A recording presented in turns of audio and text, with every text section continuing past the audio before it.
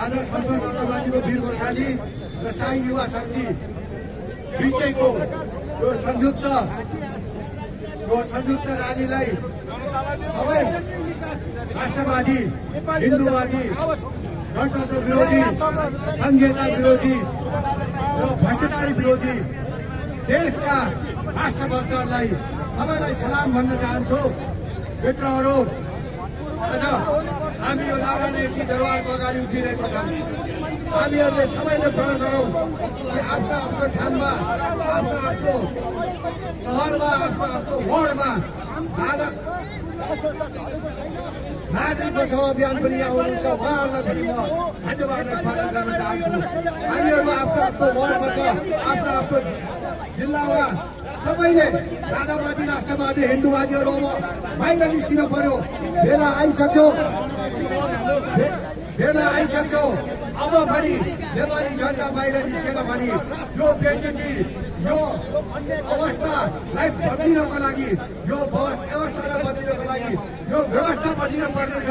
यो भ्रष्ट नेताहरूलाई, यो भ्रष्ट सरकारलाई र यो अवस्थित देशलाई सुधार्नको लागि हामीले नारायणीमा फेरि राजालाई बसाउनु पर्ने आवश्यकता छ।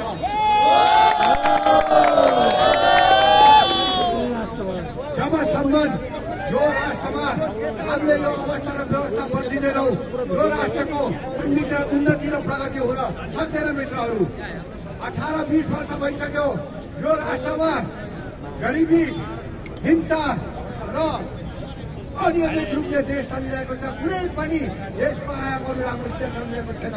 गरिबीमा देश लिप्त छ, भ्रष्टाचारमा देश लिप्त छ। हाम्रा युवा र युवतीहरूले यहाँ रोजगार नपाएर विदेशमा गएर अर्काको टोयलेट, अर्काको ऊट, अर्काको बाथरुम बनाउनु पर्ने र चलाइदिनु पर्ने, क्षमा गरिदिनु पर्ने भइरहेको छ।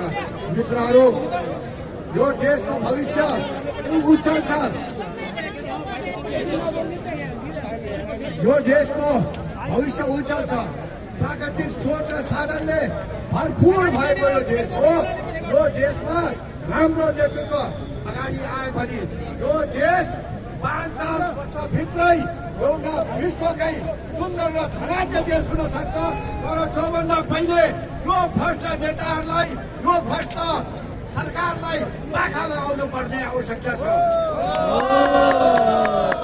हामी सबैले नेपालीले महसुस गरिसकिन् कि जनताले परिवर्तन खोजेको छ। यो परिवर्तनको हावा चलिसक्यो। यो हावा आधी हुरीमा परिवर्तन हुने भन्दा पहिले म अहिले भएका नेताहरूलाई, अहिले देश चलाएका नेताहरूलाई अनुरोध गर्न चाहन्छु, राजासित सहमति गर्ने, आफू पाखा लाग्ने, राजालाई नारायणीमा ल्याउने र राजा सहितको सनातन धर्म सापेक्ष हिन्दू राष्ट्रलाई कायम गर्नुपर्छ।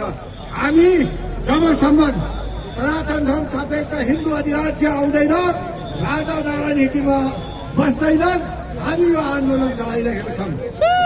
चैतको 15 गते तिनकुनामा हाम्रो दुर्गा प्रसाईजीको नेतृत्वमा संयुक्त जनआन्दोलन जुन भइरहेको छ, नवराज सुवेदीजीको संयोजकतामा, त्यो अभियानले चैतको 15 गते सम्पूर्ण देशवासीलाई आह्वान गरेको छ कि चैतको 15 गते आएर तिनकुनेबाट हाम्रो र्याली सुरु हुन्छ। सबैजनाको सहभागिताको लागि पनि म विनम्र अनुरोध गर्दछु। र यति भन्दै म तपाईँहरूलाई एउटा नारा लगाउन चाहन्छु, तपाईँहरूले साथ दिनुहोला। हाम्रो राजा हाम्रो देश, हाम्रो राजा हाम्रो देश, हाम्रो राजा हाम्रो देश, जय राष्ट्र जय जनता। श्रीपाद महाराज दिराज सरकारको, श्रीपाद महाराज दिराज सरकारको धन्यवाद। साई युवा शक्तिको केन्द्रीय